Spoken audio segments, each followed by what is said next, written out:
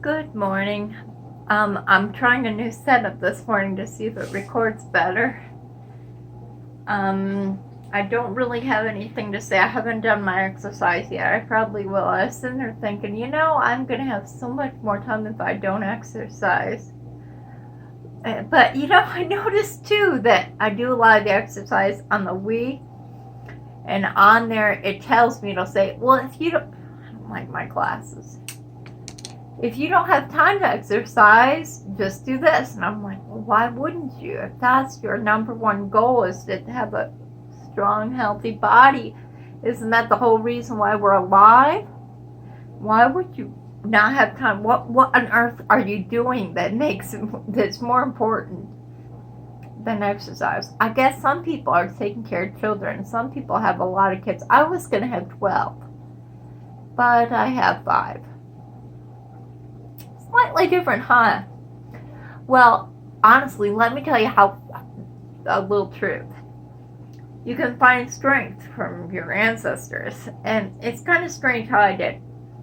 I was really depressed, and I was divorced, and I had 3 kids, and I thought, well, that's all I'm gonna have. And then I was like, when you have kids and you don't really get to see them much, I've been going through a lot of guilt where I get really, really sad.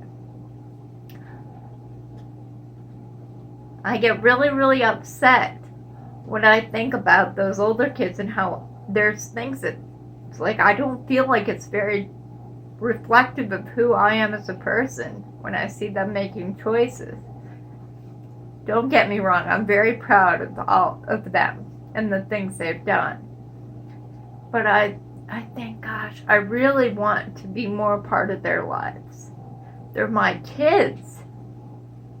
I was also unrelated. My mind does this. I was looking up something about Oprah Haza because I really like some of the songs, and I was trying to remember what Disney song she sang on. Maybe it was Lion King. I don't know. I never did find it, but I did find that the day that she died was the day I got married. And what was I starting? I can't even remember what I purposed to say. Because I got 12 kids, and I was gonna name them. Should I start Reuben, Simeon, Levi? I know that's really stupid, isn't it? I don't even know where I got that idea. I got that idea when I was like a little kid, and I never did it. But that led me into what I was gonna tell you. So I was really depressed and divorced, and well, actually, I wasn't divorced, but I didn't know that. I didn't know what was going on. Most of the time, as you can tell now, I'm scatterbrained. Well, back then I was really scatterbrained. I didn't know whether what I saw was what was really happening, or because a lot of times people would tell me, "Oh, that's not happening," because I would tell them things that are like, "That's a dream." I was like, "Oh, okay." So I had a really hard time distinguishing between what was real and what wasn't. Okay, and so I was really depressed, and I thought I was divorced. I wasn't actually divorced yet. I was separated, but I thought that was divorced. And I was trying to figure out what was going on, and what, I don't even know how old my kids were at that time. And there are situations that I was in, I'm like, well, where were my kids at this time? I don't know. Maybe there's a good explanation for why they weren't with me. I don't know. Anyway, so while I was upset and thinking I'm never going to have this perfect family that I always dreamed I had, and everything, and I was all upset how everything just blew up and it got ruined, and I was thinking about all the other times I'd gotten upset because one time my husband saw a cute girl at the mall walking around, and I saw him look at her, and I was like, oh, my marriage is ruined. Because she was a cute redhead with red curly hair and stuff, and I thought, I'll never have that. And so I was depressed, and I thought things were over. I had failed. But then, come to find out I didn't fail. So maybe this was the same thing. I was all depressed and stuff, but on the table, the coffee table in this front room that I was sitting in was a journal. of my great-grandmother's. It was my grandmother's mother. She had found it. Her name was Elizabeth Gray. Well, she would have been Elizabeth McGregor at the time. But anyway, she was writing in her journal, and I thought I'd read about it because they made history. Because there's a town in Michigan named McGregor, Michigan, and it's because they opened a general store there, and all the people came to the store, so they named it after them. Anyway, so she was writing about her life. She was 34 years old. I was 34 years old at the time, so I was like, I could relate a lot. Okay, well, in it, she started talking about how she had just had her, I don't remember if it was 5th child or something. Well, I think it may have been 5th child. She just had her 5th child, and I was like, see there, I totally messed up. But she was 34, had her 5th child. And I was like, wait a second, she ends up having 14 children.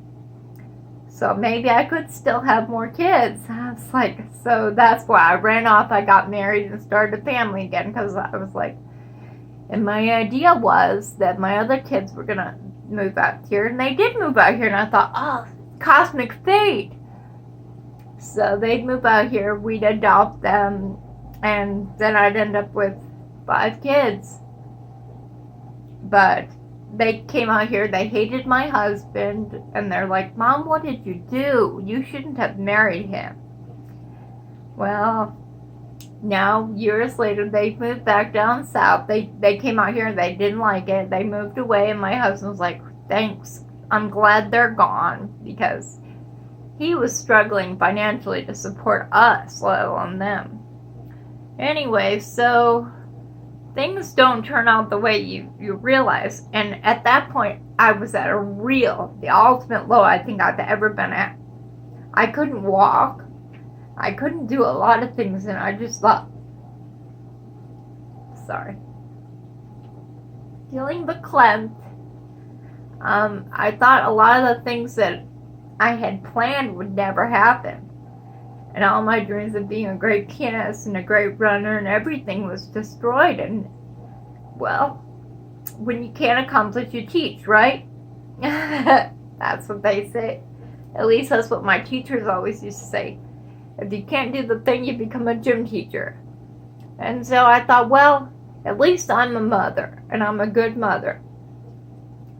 And then when that was falling apart, I was like, oh, I'm not even a good mother. But when I read her journal and read the things that she was going through, and she had just had her 5th child, and she honestly says, she says, I don't think I'm going to be able to have any more kids or something like that. And I was like, yeah, that's what I thought, but you end up having 14 more kids. I was like, 34, I thought it was extremely old at the time, but now that I'm older than that, a lot older than that, that was about 20 years ago. No, not 20 years ago. About 10 years ago. I'm like, well, you know, a lot can happen, because she had ended up with 14 kids, so 9 children later, and she thought she wasn't going to have any more. That's why I kind of, another thing too, my sister-in-law, she had 1 child, and she's like, that is so terrible. I am never doing that again. That is terrible. And then she ended up having another one, and having another one, and having another one. And I just laughed. I was like, oh yeah, not going to have any more. I remember when I had my first child, I thought, well, women think it's really difficult, but I have a very, very high tolerance of pain and endurance, so it's not going to bother me. But I'll tell you, when I had that first child, I was so surprised at how terrible and excruciating, just the pain of it. I was like, I am so glad there's no immediate gun or weapon or anything, because I did not see an end to it. I thought, oh my goodness, they would say, oh, well, we'll come back in 2 hours. I was like, 2 hours? So I have to sit here in pain for 2 hours in a hospital where you think you're going to get relief. They're like, well, we can give you an epidural if you want one. And I'm like, can you please explain that to me again? And when they explained it, I was like, no, I don't want one of those. Never mind, I'm just going to have a baby normal.